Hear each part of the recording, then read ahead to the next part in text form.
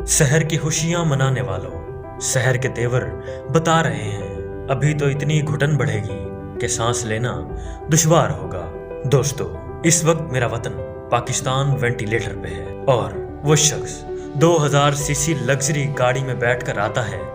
इसकी गाड़ी पर मकरूज मुल्क का सब्ज झंडा लहरा रहा है। उसकी गाड़ी की टंकी में 50 लीटर मुफ्त का पेट्रोल है।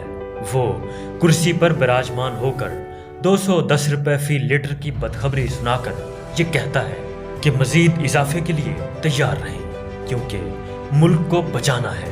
ये कहकर वो अपनी लशपश गाड़ी में हाथ हिलाता हुआ निकल जाता है, क्योंकि उस ऐलान से उसे रत्ती भर भी फर्क नहीं पड़ा।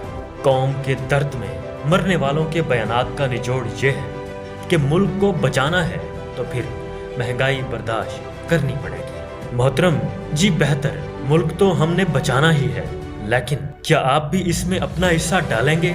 जी हाँ, मैं इस वक्त आला हुकूमती ओहदेदार, जज साहिबान और न्यूट्रल हजरात से बात कर रहा हूँ, जिनको माहाना 300 लीटर फ्यूल की मद में 65,000 रुपये कौमी खजाने से मिलता है।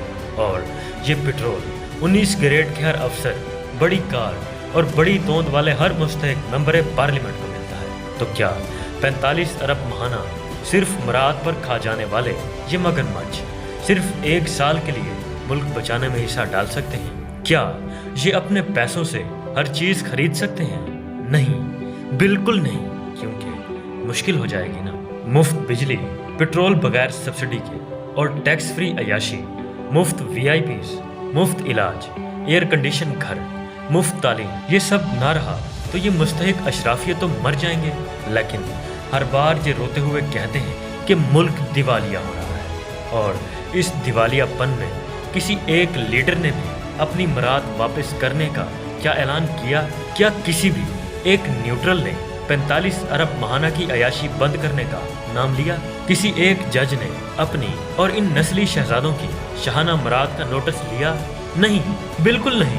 तो मुनाफिको, फिर ये रोना किस बात का? और मुल्क के वसीतर मफाद में अगर सिर्फ गरीब अवाम नहीं सिसकना, रोना और तड़पना है, तो मोहतरम आपका इस वतन अजीज और इस वतन अजीज की तकलीफ से क्या ताल्लुक? हम मुल्क बचाने के लिए फाका कशी करने को तैयार हैं, लेकिन इस बार इसमें तुम भी हिस्सा डालो। ये मुल्क सिर्फ हमारा नहीं, हर जज, हर जर्नल, हर सियासतदान और हर ब्यूरोक्रेट का है।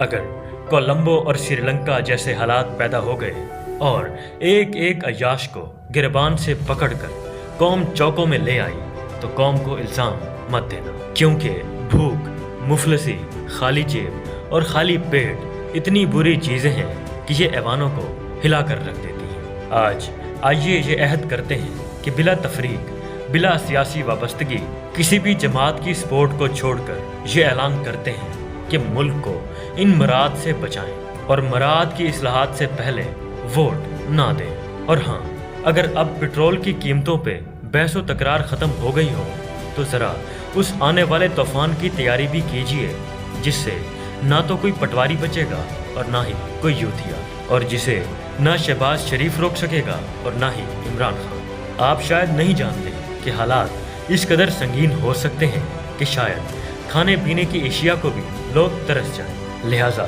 अपने ज़रूरी इक़दामात कर लें।